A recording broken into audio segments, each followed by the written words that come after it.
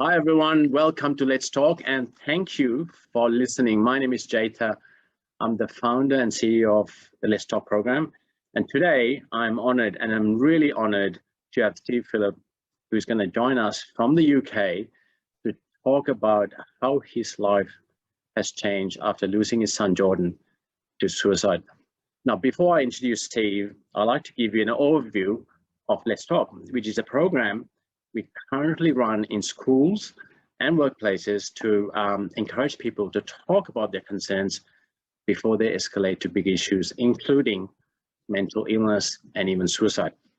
It's an early intervention strategy that involves everyone. So Let's Talk is easy to remember. It's LETS. It's LETS, stands for Letting Everyone Talk Safely, which is the vision of the program. And TALK, TALK, are the 4 strategies of the program. So T for tell your concern, or see the telltale signs in someone with a concern and start that conversation. A stands for acknowledge the person with empathy and gratitude when they open up to share their story, rather than jumping in and coming up with solutions.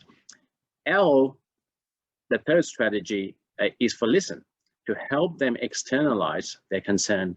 And finally, K for keeping in touch, which is the 4th strategy, to support them or build that village around them with other support services to make sure they are cared for.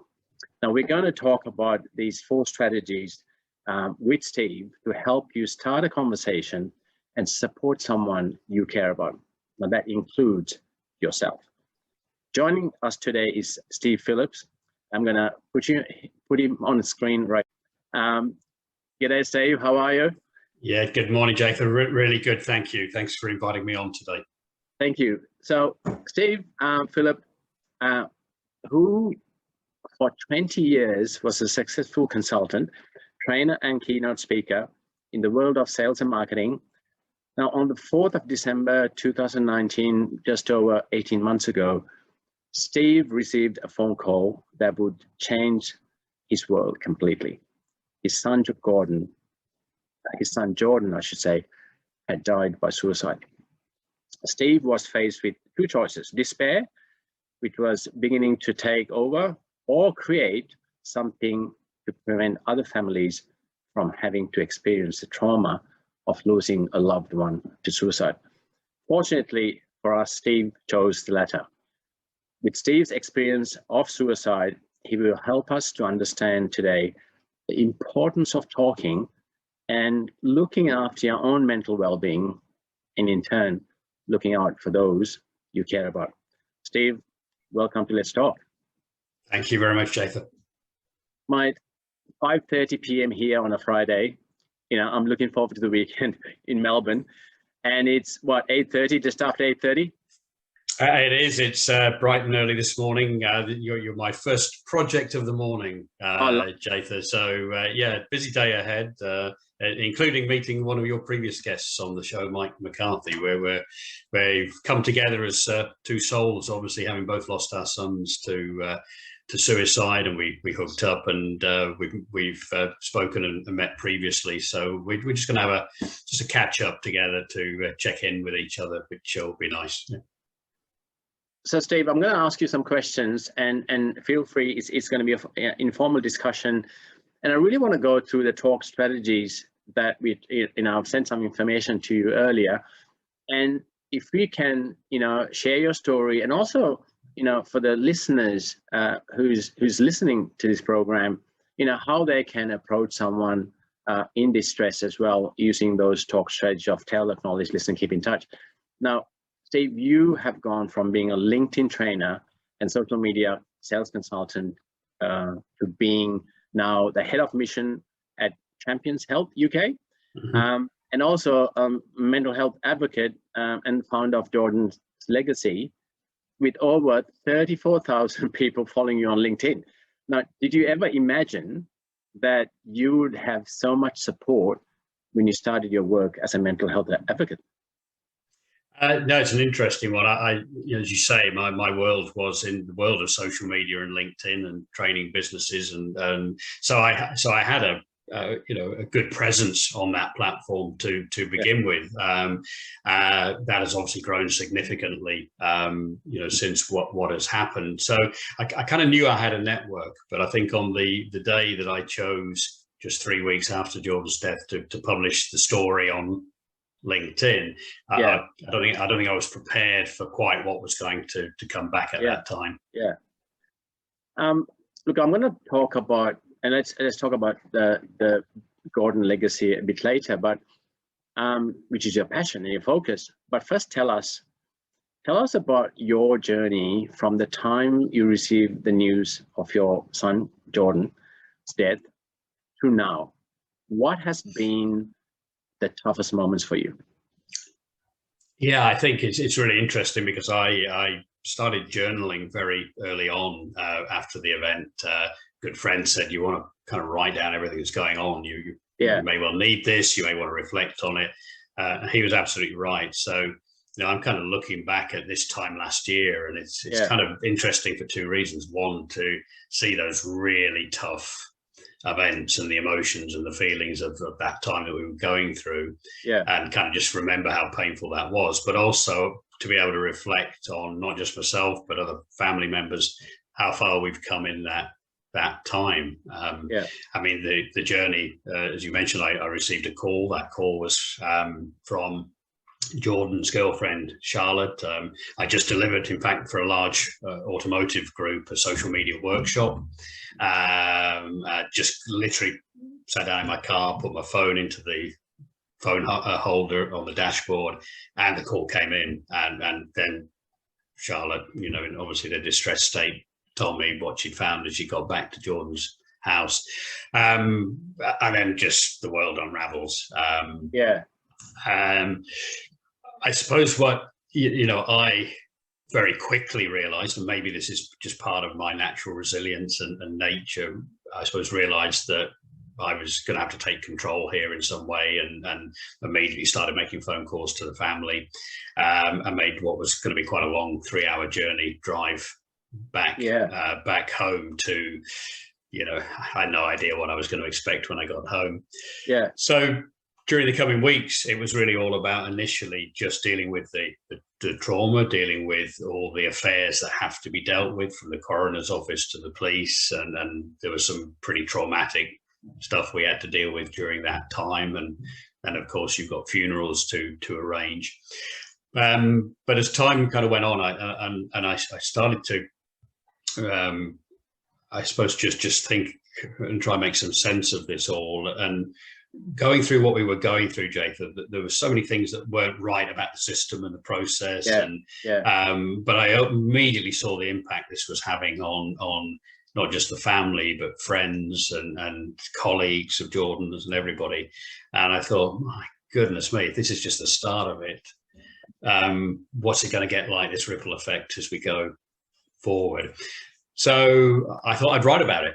And very simply at that stage, the first thing I did was to publish an article on LinkedIn, which was titled "The Day My Son Took His Own Life." And it was pretty raw.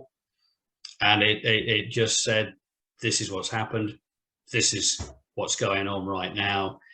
If you are considering possibly taking your own life, which was my main driver behind writing this, just have a think for a moment what the outcome may be, because you have no idea of the impact this is going to have on all those around you. So that was kind of the start point, really, for everything that's happened since, really. I mean, I was reading that article, actually, published on the 16th of December, right? And you got the phone call on the 4th, and when I read that article, it just seemed, you were it seems like you were in control. You were all together there. I'm amazed by your coolness, I could say. Well, obviously, writing, you are sitting there and rereading, and publishing and writing was something I'd done for quite some time. So again, there were many innate skill sets that I developed over many years that have helped me To be honest, Yeah, they've been almost an automatic reflex that didn't require as much thinking. But I do have to say, just on that kind of being in control, that you know, I was going through trauma. You know, I wasn't sleeping. I was having physical reflexes to the trauma and the triggers and everything that was going on, and literally head twitches that I couldn't control, and so there were definitely issues going on, and so I was advised to go and see the doctor, maybe get some sleeping medication, and later some counselling that I did briefly. But I remember speaking to the doctor. He's right, tell me what's going on, tell me what you're doing, and I explained kind of everything I was doing, the writing of the article, other things we were doing, and he said, well, I have to say you're doing remarkably well. And it was just a few weeks later, I did go along for a couple of counselling sessions and was asked the same question and told her what was going on. And she said, well, you're doing remarkably well, she said. So on that basis, I thought, oh, well, I must be doing remarkably well. And I just kind of carried on really from there. And you know, to this day, that I just kind of keep focused on what the mission is, really. No, it's a fantastic article that people should read. And what I was impressed about is your maturity about talking about suicide. 12 days later, you probably didn't delve into suicide before this day, and then all of a sudden 12 days later you're writing an article. Like it almost sounds like you've had years and experience of to write this article, and it's quite impressive. Yeah. Thank you. And that was interesting because what I hadn't expected, as we mentioned earlier, was quite what the outpouring would be from and the response to that article. But amongst the many responses I got globally were psychologists and professionals, academics, who'd written to me and thanked me in some cases for articulating about suicide in the way I had done, in a way they felt that because of their kind of theoretical backgrounds they'd not been able to do. So there were some very qualified people that obviously had read the article and felt it was impactful. What did start to happen then, and kind of really started to lead to the next part of the journey, was that amongst all the amazing messages of support and condolences were people then that started to get in touch, who said, look, I'm struggling. I've attempted suicide myself this week, or I'm thinking about it, and can you help me? And I kind of wasn't prepared for that. And what I realized was, with very little knowledge in terms of mental health and suicide prevention at that time, I needed some kind of response. So what was that response? What am I supposed to say? How am I supposed to signpost? I needed kind of some expert guidance. Now, within the family, we had that expert guidance, and almost irony of the situation, I suppose, was firstly Jordan's mother, my ex-wife. We still have a very close relationship. She had been a psychiatric nurse for 20 years, senior nurse. She was working the day it happened when I called her. She left work and hasn't been back since, but clearly had the expertise. We also had Jordan's partner, Charlotte, who was just about to put her dissertation in to become a qualified psychologist, a clinical psychologist. So I just went to them and said, look, I'm getting these messages. What do we say? And it was a very simple process, Jathan. It was one of, okay, we've got an option of contact the GP emergency number. We've got the Samaritans here. Of course, in the UK, we've got A&E. There was 3 or 4 just very basic things, because I would say I had no idea. And I think out of that was born the idea that, could we do more than me just write an article and a post?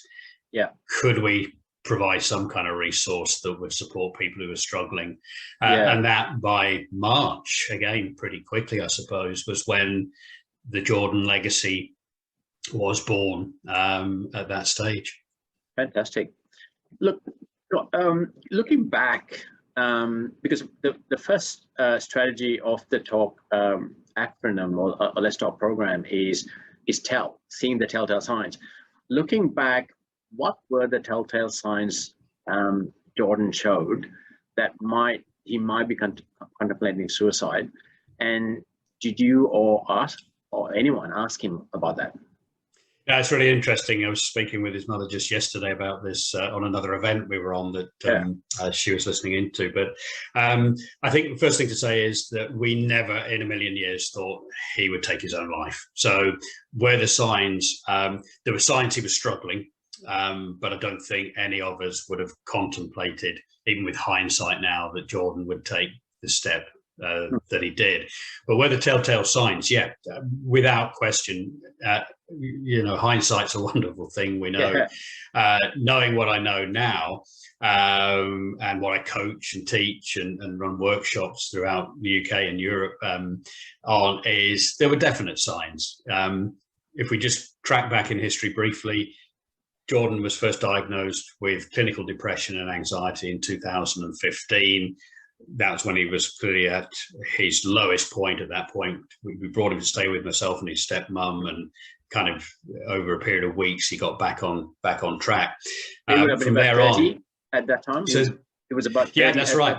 Yeah, absolutely. Yeah. And for his 30th birthday, actually, Jordan and myself, father and son, we had this kind of wonderful trip to Italy together, to the Amalfi Coast, and just had a great father and son experience. I keep the photographs of that trip nice, behind me, and I talk to him there every morning and every night, and it's just a wonderful opportunity we had together.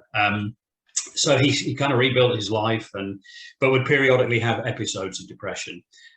His solution then was to go to the GP and get medication to help and get him back on track. And aside from some cognitive behavioral therapy in the first year, we're not aware that he had any other kind of talking therapy post that.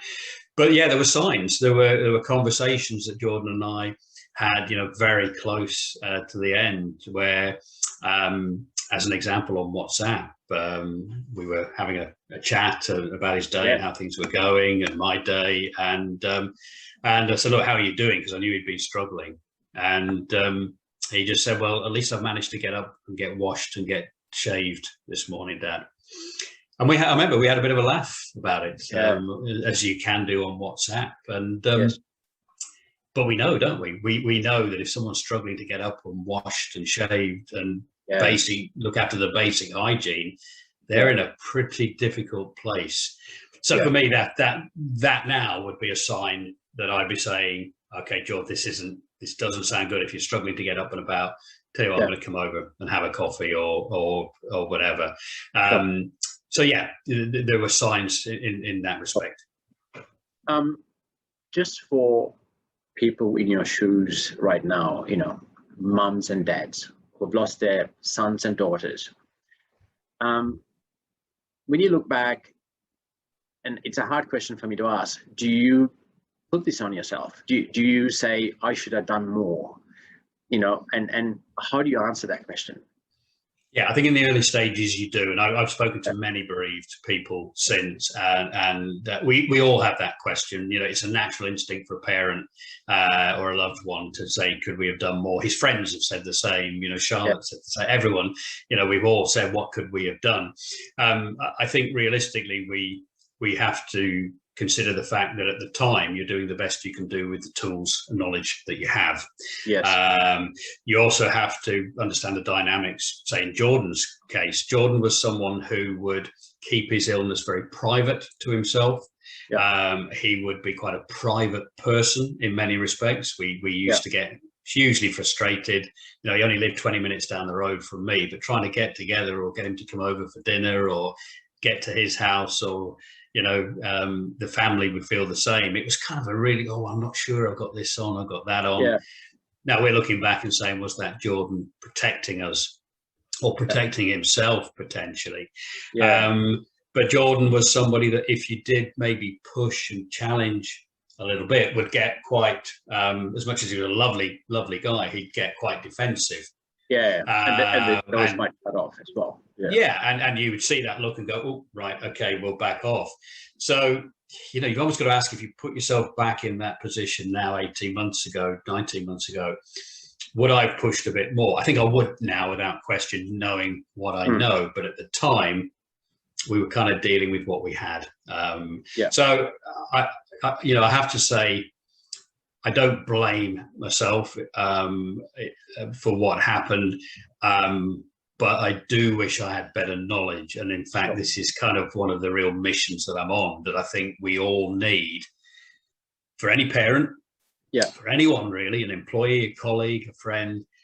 We all need to get a better understanding of mental illness, how to spot the signs and what to do when we spot the signs. I think it's an education that's beholden on us all to learn about, particularly in the current climate. Yeah. I find that people are too afraid to ask, thinking that they might upset that person, or just too afraid to ask that they might hear the truth. Okay. What's your advice to people who may notice the telltale signs but a bit afraid to start that conversation? What would you say to them? Yeah, I mean, first, I really love the Let's Talk acronyms, by the way. I just think that's superb. But I think the acknowledgement, giving the person the space to talk, and not leap in and put your own agenda in there, or come up with a solution or whatever. I think it's really important, to if you spotted the signs, you've got to make the approach. In my view, there's no question about that. And then just have that conversation. Just tell me, Jacob, what's going on for you at the moment? This is what I'm seeing. Tell me a little bit about how this is impacting on you, what's happening, and listen. I've had conversations with people recently, and one I remember very recently, someone who was in a real crisis, and someone I know well, and struggling to get the support through the NHS here in the UK that he needed. He was in a real crisis, and basically being told, do some breathing exercises. You go, really? And I said, what is it you really need at that moment when you're in crisis? And he said, well, I just need this pain to go away. And I said, no, I know that. Ultimately, that's what you need. But right at that moment, what do you need from someone? And he said, I just need someone. I always find this really hard, actually. He said, I just need someone to come down, sit down in front of me, hold my hand, and listen. And, every time I say that, I kind of lose it a bit, because I thought, my God, that's just what someone needs at that moment. So I think that's the most important thing. Listen to what the person's saying. Make sure you've understood it. Repeat back some of the things they've said to clarify in their own mind and your mind. And once you've got the information, keep in conversation mode and say, right, so how do we take this forward? What can you do? What can I do to support you? Again, it's not about leaping in with it. Right, let's phone the GP, or let's just have a conversation, allow the person some degree of control there. And I think that's really important. I love what you just said, that, and you say it's quite hard to say. It's basically saying, don't walk ahead of me or behind me, just stay with me. It's simple as that. And seeing those telltale signs, I want to ask you, just explain, tell is about, the tools that we already possess, as normal human beings, not therapists. We all have the eyes to see, ears to hear and listen, the heart to feel, and our minds to know that. So this information is already there, but sometimes I feel that it gets clouded. Okay, it gets clouded by stigma or bias, whatever you want to call it. What's your thoughts about stigma that stops us seeing those telltale signs of, seeing, hearing, feeling, and knowing? Yeah, I think one of the things you mentioned earlier was fear, Jatha, that maybe we don't want to hear the answer that we may be going to hear, or more often, probably, I think we are concerned about offending the person or upsetting them in some way, and none of us like to do that. So I think that is probably the main issue. There obviously is stigma still attached to mental illness, and that can vary. That can be our own perceptions of what other people might think about us. That can be historic paradigms about someone with a mental illness, what does that mean? Are they dangerous? Are they, what does that mean? We've got the cultural issues. Of course, I speak to a lot of people in the Asian communities here that where mental illness is frowned upon in terms of a discussion. Suicide is absolutely taboo. You just, one 19-year-old young lady I spoke to recently who's clinically depressed and on antidepressants said her father's continuing saying, "Why are you taking those? You shouldn't be taking. It's not what we do." So there are lots of reasons why over 90% of people that have a mental illness will experience stigma of some kind. But I think that's, if you can just, and it's interesting you talk about the ears and the eyes and the mouth. I always remember being told as a child, very early on, you've got 2 ears and 1 mouth. kind of use them in that order, really, isn't it? In that proportion, yeah. So just kind of, listen. Just make sure you've properly it's. I think listening without judgment is the most important thing you can do. So don't worry whether you have the skills. Don't worry whether you know what to do. Yeah. You will already do a huge amount for that person if you listen without any kind of judgment.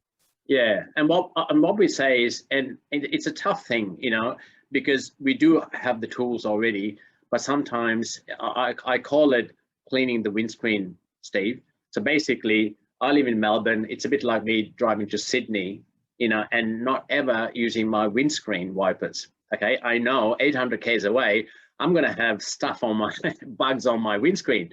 So the way I look at it is, it's the bugs or the things that bug us about the person in front of us that stops us seeing the telltale signs.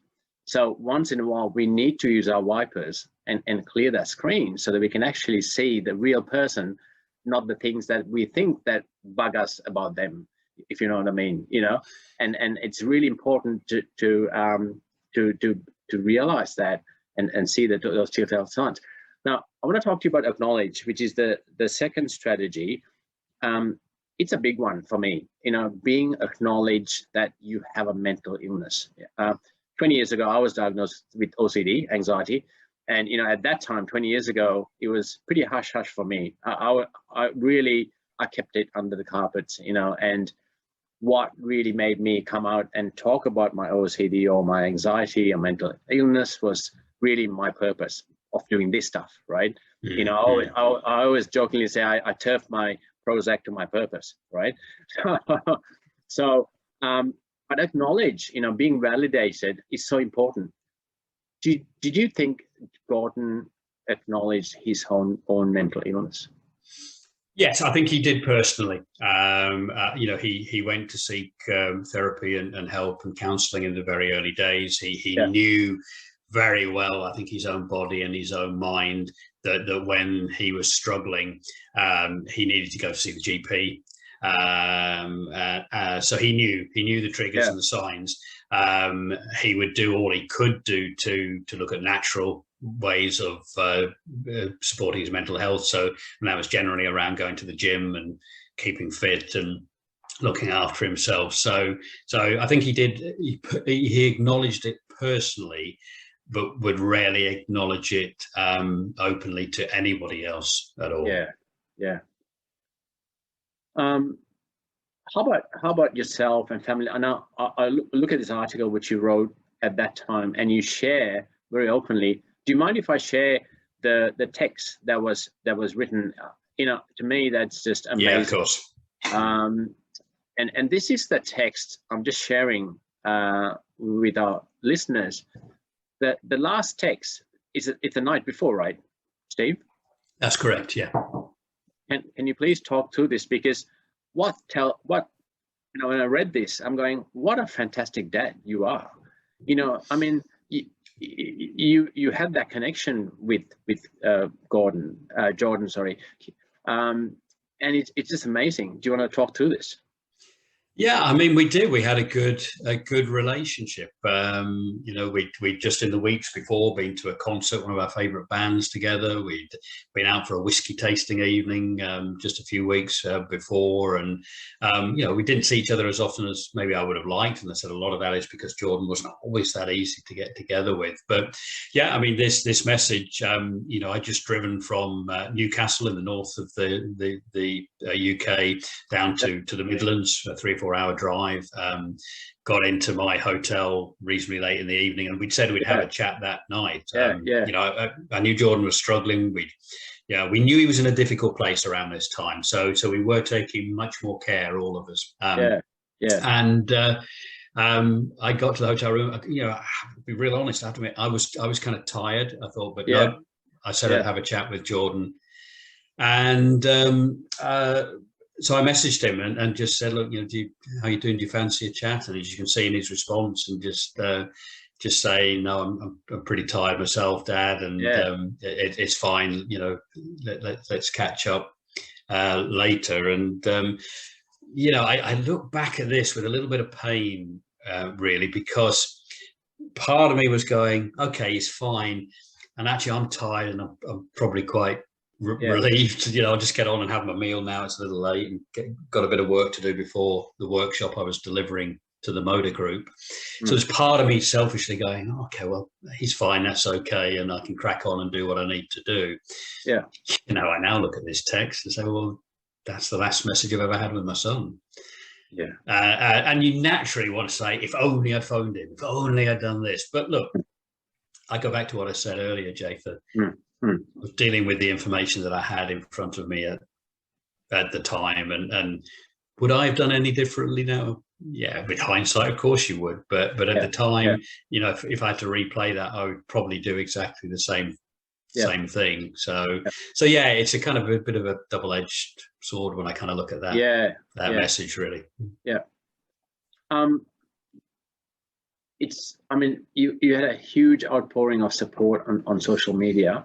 As a parent, how important is it for you to be acknowledged as a family member by the community? You know, a dad, a mom who has lost his son to suicide. How important was it for you?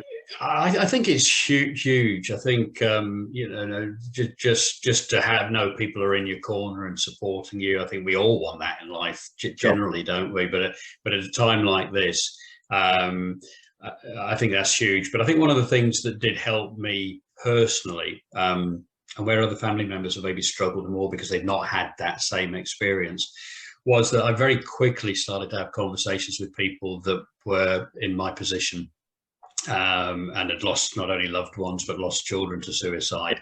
And I think the recognition that I wasn't kind of alone with this was really, really important to me in the early days. It almost at times made me think, well, hang about, Steve, if these people, you know, can get on, crack on, and still live a life, maybe not that same life, but they can do it, then you can do that as well. So I think that was hugely important. And you know, maybe a question I know you may be about to ask in terms of advice for others. I'm continually asked, how do I deal with this? I've lost somebody. How do I deal with it? And one of the things I say continuously is talk to people who are going through this. You know, it's relatively easy to do this day, you know, whether it's Facebook or Twitter or LinkedIn, there are groups of people that have been through this. Talk to others who have gone through this. And I think that's really important. And really, the way I feel about this, about can you really move on? You know what I mean? Like, you know, do you really move on, or do you move forward? That's an interesting question, because I haven't really considered the difference between the two. But I think now, thinking about it, you move forward. You never move on, because moving on suggests that I've kind of left that behind. Now, you know, it's a job. I'm going from one job to another, or one relationship to another. You just don't move on when it comes to your own son. You don't. You never move on. And you know, by the very nature of the work that I do, of course, Jordan is there in front of me. You know, every moment of every day.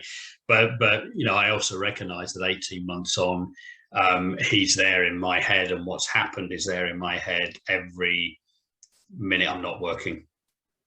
Yeah, I might just get lost in a TV program for that hour or two, or whatever's happening there, or a conversation with somebody. But it's those moments when you're on your own.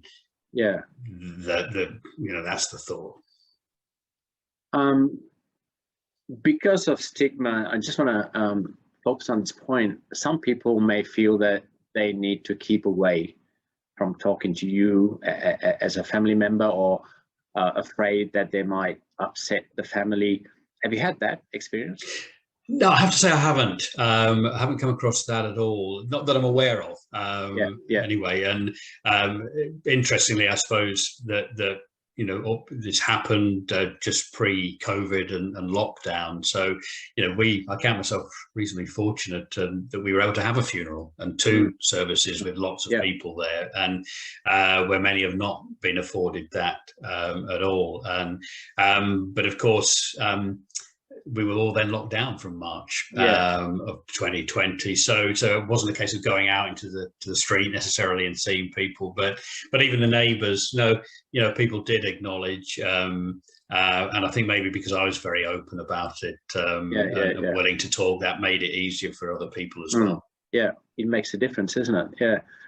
I want to talk about listening, which is probably one of the toughest gigs on the best of days. How well, and I know you said Jordan was, was a bit quiet about his illness. How did Jordan listen to his own depression? Well, I don't know. I think is the answer to that. Other than to go back to what I mentioned a little earlier, that he kind of knew, I believe he kind of knew his body and mind well, and would respond at the times he knew he needed to. Other than that, we very rarely talked about it. I know his mum, would have telephone conversations. Now she would live about 80-90 miles away from Jordan, so she would speak to him regularly because she was concerned. Now I can remember she would call me and said, "Oh, I'm concerned about Jordan, how's he doing?" And so I'd phone him and we'd have a pretty normal conversation, and I'd go back and say, "He seems okay, he seems fine." But you see, I was coming from a position of zero knowledge about mental health. Yeah. Julie was coming from a position as 20 years as a psych nurse. She clearly had, saw signs and issues that were alarm bells for her, but she didn't want to be that overprotective mum. Equally, knowing that Jordan had a mental health issue and was struggling, on the rare times that he and I got together to go to a concert or do whatever, I didn't want to go out and say, "Well, Jordan, now we're out, let's talk about your mental health." We want to go out and enjoy the concert and talk about, the whiskey tasting or the beer or the pizza or whatever. So I kind of wanted to be dad. Yes. And, is that a right or wrong thing to do? I just, as I say, I go back to something I said earlier, that I think that was the right thing to do. Because Jordan wouldn't have wanted to talk about it all the time when we got together. But I also, again, wish I was better educated myself at that time, because I would have been more proactive in conversations around his mental health. Yeah. So who actually listened to him in his darkest days, and how important was it for him to be listened to? Yeah, I think he did open up to his mum more, for sure. I think without question, and he's written this in a journal, that we've read his journals since, that he kept, that Charlotte, his girlfriend, was, who was living with him a lot of the time. She had her own place, but I think she was a huge support for him, both personally and from a professional point of view as well. So I think he would definitely have opened up more there. But I'm surmising here that again he might not have opened up fully. And I think very interesting conversation I had with Jordan's mother yesterday following a session we had on Zoom.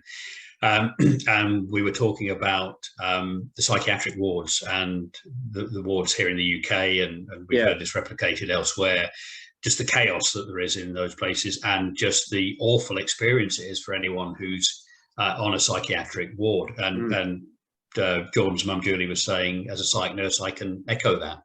And she said, I do believe this is one of the reasons why Jordan didn't fully open up, certainly to the GP, to explain that he was feeling suicidal, because the last thing, as quite a sensitive person that he was, would be that he'd want to be on a psych ward with 18 or 19 other guys, some of which were kicking off and doing all sorts. So I think he deliberately kept it quieter because he kind of knew what the next stage might be, and he didn't want to experience that. Yeah. How do you feel that, I mean, you had so much great responses to your post. It's amazing. How do you feel that people are actually listening to your messages, and they're responding to your messages about the importance of mental illness and suicide? And you're doing so much work with the Jordan legacy. How does that make you feel? Yeah, I think people are listening. I think, the private messages that I get, the responses from people saying, you have helped, whatever their circumstance is, whether they know someone who's struggling or it's someone who is struggling themselves. Yeah, I've received, many, many personal messages there to say that I've helped. So clearly, they're listening. I see many of the similar faces that come back and respond, who are obviously clearly following my messages as well. So that is encouraging to hear. And then the offers of practical support that increasingly I'm receiving to help us with our work as well. So I think there is a real desire to help and support and do whatever people can do to prevent suicides. And I see our job through the Jordan legacy is to kind of help and guide them in terms of, well, how can you do that in a practical sense? And that's very much what we're about, Jatha. We're not a charity in the traditional helpline sense. We are about putting in place within the communities practical solutions and strategies which everyone can help with in some way, shape or form. Just to give you an example, I had a lady who's been in touch with me called Virginia from the very early days. And she's a designer. She has her own studio, and she's created these beautiful ceramics. She just sent me some examples in a box yesterday that arrived. We use the theme Hope for Life. We've got a conference coming up in December, and she's creating these beautiful ceramics with Hope for Life messages on there. And it's Good to Talk notebook and journal she's had printed.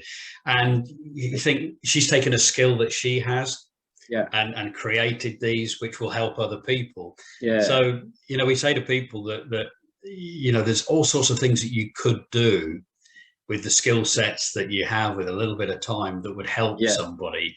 We'll just help you facilitate that through the Jordan legacy. I love that, mate. I think one of the biggest solutions is definitely, I read the article about your health system and how it's not performing. It's scary, that last article I think I read, but it's up to the everyday person as well. It's an everyday person who has that compassion, like just story you just told us. And that's exactly what Let's Talk is about. It's about empowering everyday people with the power of conversation, to have that confidence. They don't have to be a psych person or a counselor or a psychologist. The everyday person who just cares about another human being, but just to have that confidence to have those conversations, tell, acknowledge, listen, keep in touch kind of thing. Keeping in touch, huge one. What was Jordan's support services for him while he was going through depression? Yeah, again, it's something I'm unclear about personally, Jatha. I think, again, I'd come back to the fact that we were there, that we were talking, keeping a close eye on him. He had Charlotte clearly with him as well, and given her experience and knowledge as a almost fully qualified psychologist at that time. And she was spending a lot of time with him, so we were confident. He had lots of very close mates, really good chums, but ironically he was the guy they went to. And all of them were shocked. None of them were anticipating this as well, because he was the guy they went to.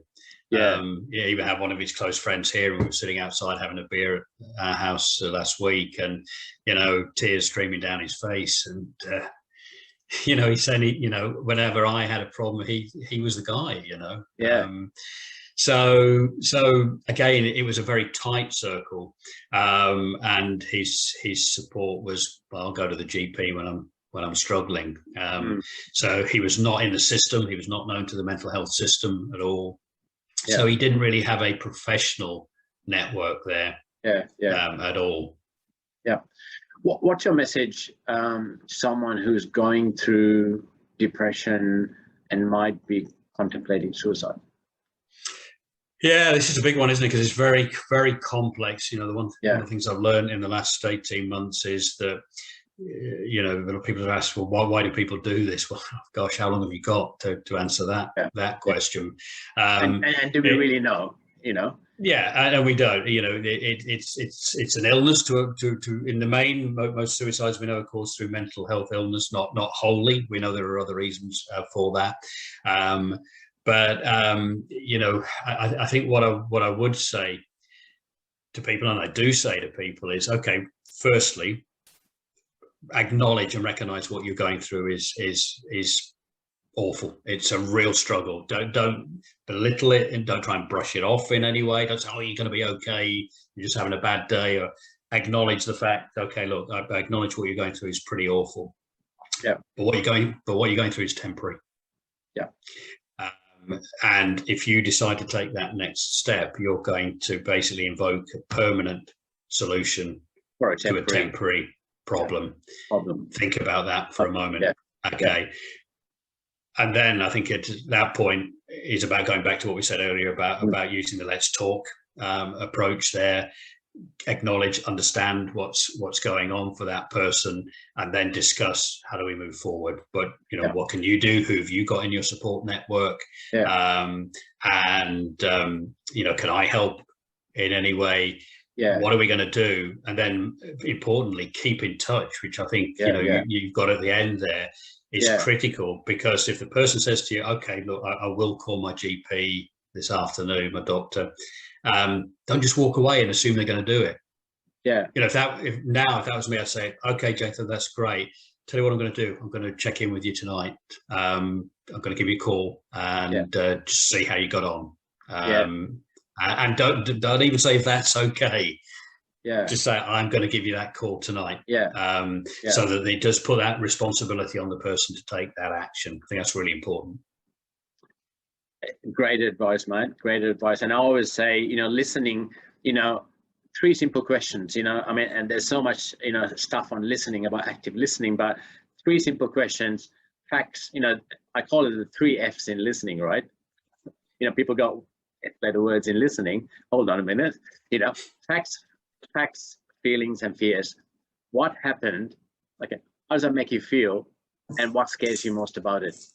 Facts, fears, feelings, and fears. If you keep asking those 3 questions, what happened? How does that make you feel? And what scares you most about it? And that in itself will get them to blow their balloon and externalize it. What support do you and your family need right now? And I guess it's been 18 months, but as we said, we don't move on, we move forward. What support do you need?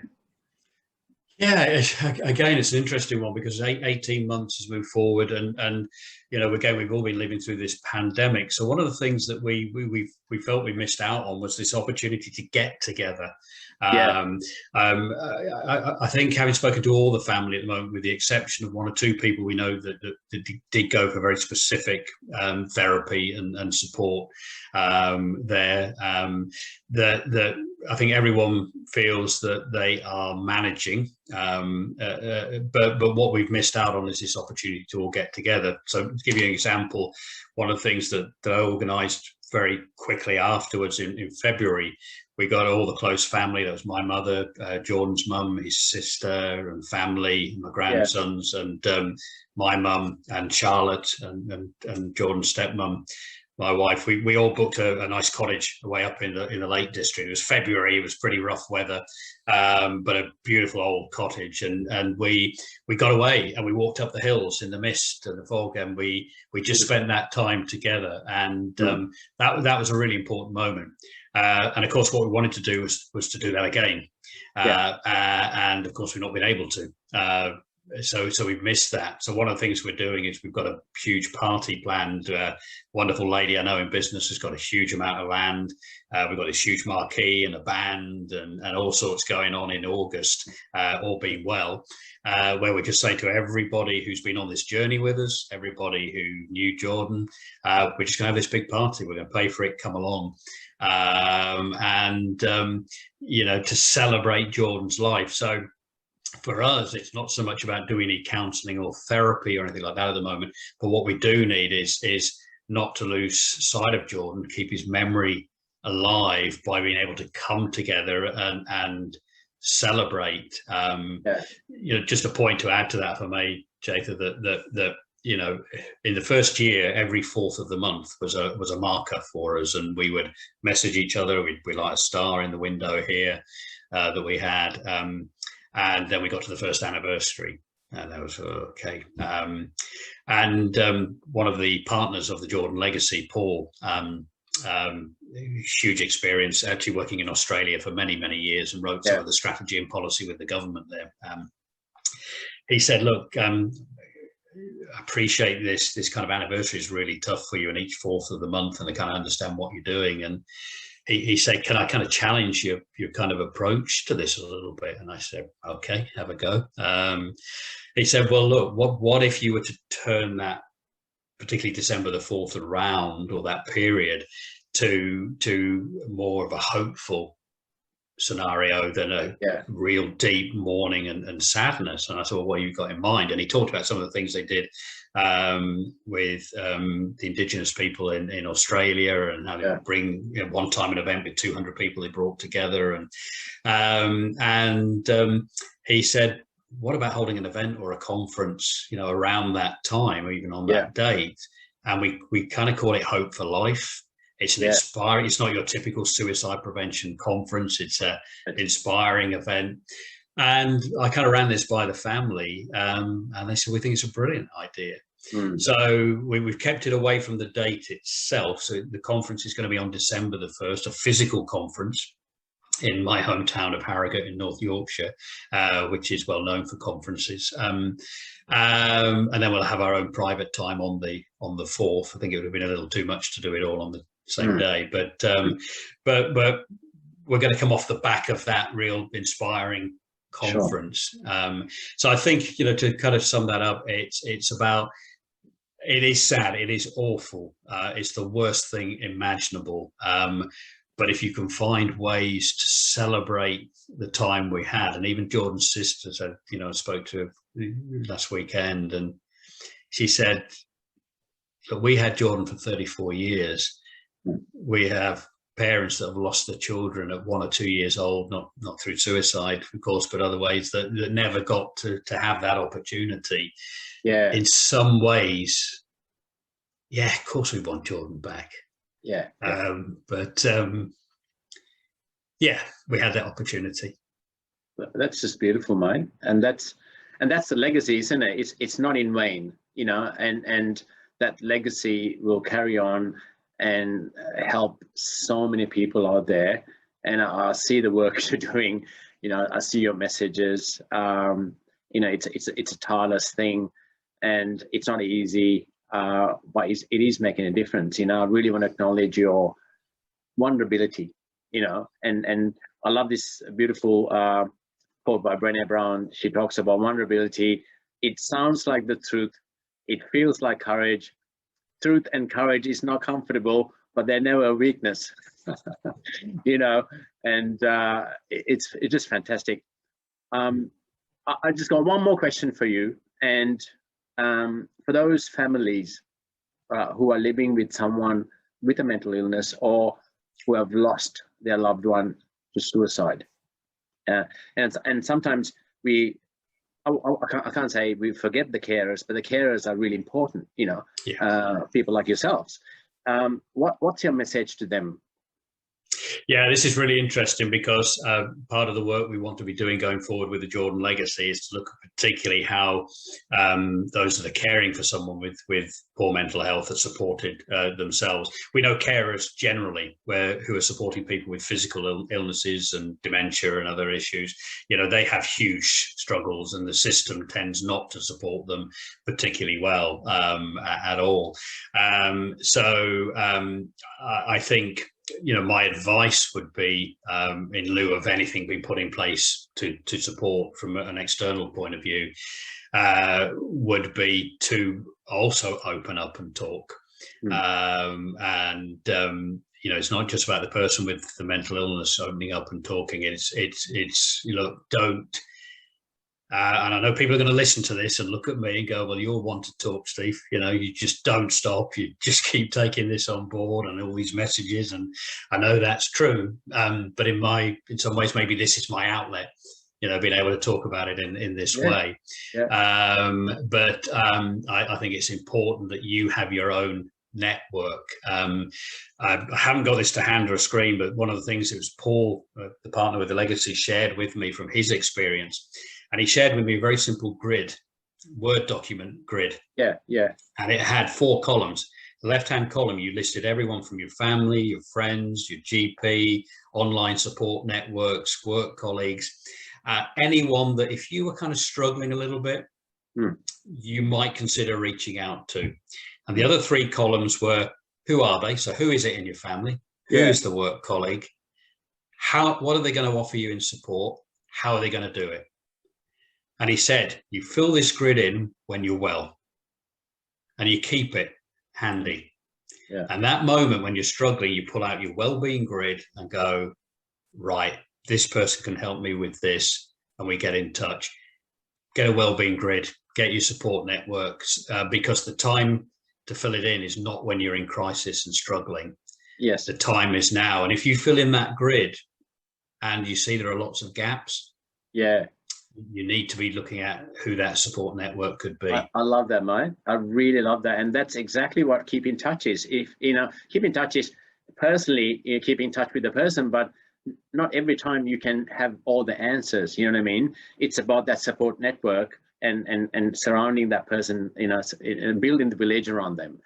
And, you know, our foundation started Lifeline in Sri Lanka, which is a bit like the Samaritans. And exactly, yes, yeah. Paul was working very closely with them. And one of the things we started Let's Talk is, you know, I just couldn't, you know, feel comfortable about receiving so many calls for a Lifeline center. And I was saying, why are people calling us? You know, why are they bypassing mom, dad, brother, sister, you know, friend, neighbor? We need to do something more, you know, and this is how Let's Talk was born. And I love the way you said, you know, fill the grid in when it's good, when you're feeling good, you know. And I have this saying about, you know, if you're feeling down, just look down. Just look down at the ground that's held you when you were feeling great, you know, and it's still there. It's not going to leave you. It's still there. And, you know, and exactly what you were saying about fill the grid when you're, you know, up and about. And it's been a pleasure talking to you. Thank you so much for sharing your story. The jordanlegacy.com is That's the correct. website. Okay, TheJordanlegacy.com is the place to go and have a look at and how you can support. And the funds raised there, Steve, where is that going to roughly? Yeah, I mean, I'll try and keep this brief. We are working on strategies within the community, essentially. So we have a 4-layer strategy around working in community, and that could be with schools, clubs, sports clubs, small businesses. We're working in workplaces around workplace culture. We're working with the digital community around the development of apps and augmented intelligence. And we're working with the design out community around how they look at the design of bridges, buildings. So what we're doing is working around 4 layers of a zero suicide community strategy. That's fantastic. It's definitely a worthwhile cause. So I just want a quick message to our listeners. We spoke to Steve and the importance of talking and building that village around. So if anyone out there who's feeling down, if anyone is out there who's thinking about suicide, is to reach out to family members, reach out to friends, and if in doubt, if that's not possible, reach out to your helplines. There is services out there. Sometimes it's hard to get through, especially during COVID-19. Reach out to someone, because it's amazing that the person you least expect will be there for you and help you. So on that note, Steve, thank you so much for your time today. I really want to commend your work and thank you for sharing. You're making such a big difference, man. Thank you, Jathan. Really appreciate the opportunity to talk to an audience down under as well. That's fantastic. Fantastic. Okay, guys, thank you so much for joining us. And most importantly, don't forget, keep talking. See ya.